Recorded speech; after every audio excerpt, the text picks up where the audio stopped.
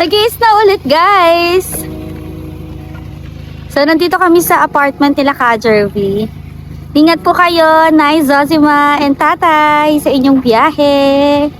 So, nagpa-despedida sila, guys, kasi pauwi na sila ng Philippines. Dahil tourist visa sila dito, guys. Tapos, matagal na din sila sa Quebec. So, ayan, nagpa-despedida sila. So, napuno na ng snow yung sasakyan namin, guys. Gawa ng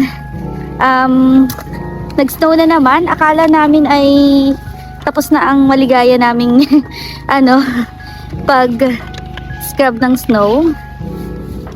So, ayan. So, feeling ko ang ganda ko today, guys. Ano masasabi mo? Nilalamig siya, guys. Hindi naman. Hindi mo malamig. Pag nag-snow, di malamig. Oo. So guys, dito sa bandang to, ito ay parte ng Quebec City na. So magaganda na din yung apartment dito pero medyo luma. So ayan. Ayan. So ito ay sa other side ng Levy, which is medyo city na talaga. Ay hindi din medyo city na talaga dito, guys. Compared dun sa banda sa amin na medyo province pa. Tapos yung mga apartment dito medyo nag-range na sa 1,000 to 1,200 depende sa location. Pero may makukuha pa din kayo dito, guys, na mga nasa 800 to 900. Depende dun sa apartment. Minsan luma na or minsan bago. Pero bago siya pero medyo mahal. So, ayun. Accessible to sa lahat ng area, guys. So, ito ay bandang Limoilou, guys. Sa Limoilou. So, ayan, namumutla na ako kasi sobrang lamig. So, ayun yung apartment nila, guys. May tao. Hindi pa kasi umuwi yung iba. So, ayan, guys. Grabe, nakaka-enjoy yung snow ngayon. Ngayon lang. Kasi tingnan nyo, ang sarap ng bagsak niya. Tingnan nyo. Oh, di ba? Sarap ng bagsak. Ang sarap ng bagsak niya. Parang may kasamang ulan. So, dito, guys, advisable talaga na mas maganda bumili na lang kayo ng jacket dito sa Canada kesa yung sa Pilipinas. Kasi iba yung quality ng jacket dito. Mas makapal. Tsaka, syempre, alam na nila na dito sa Quebec talagang malamig ang klima.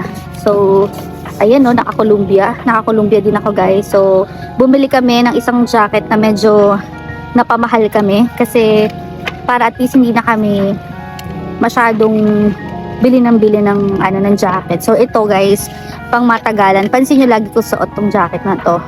Kasi nga, hindi masyadong pinapasukan ng lamig. Hal, tingnan mo. Wait lang, guys, ha. Tingnan nyo, guys, oh.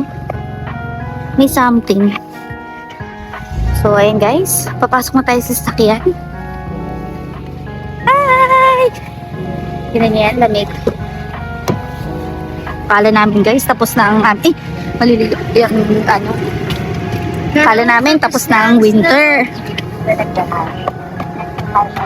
So, guys, technique. Serious lang. So,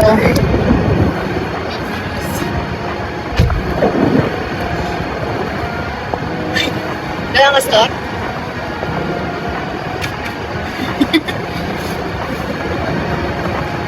hi, guys! Thank you so much. At ayan si Boss Dindo, guys. Oh. Boss, hi ka naman sa kanila. Hi sa inyo. So, guys, thank you for watching. Sa mga hindi pa naka-follow, guys, please don't forget to follow our page and Facebook account para updated kayo sa mga bagong YouTube, sa mga videos natin, guys. Even sa YouTube channel, guys, nag-upload pa din tayo. Thank you for watching, guys! Have a good night! Bye-bye! Like and comment. Don't forget to.